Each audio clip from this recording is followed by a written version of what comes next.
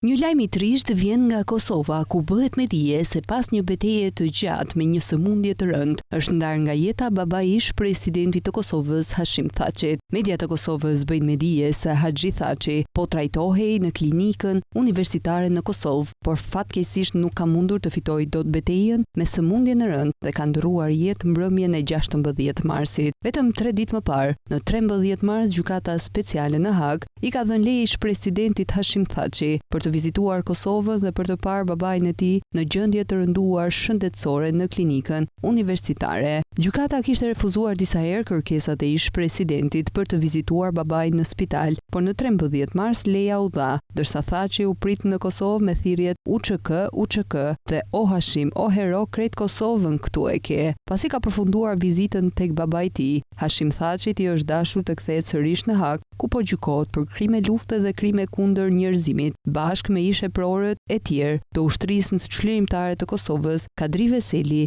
Recep Selimi dhe Jakub Krasniqi.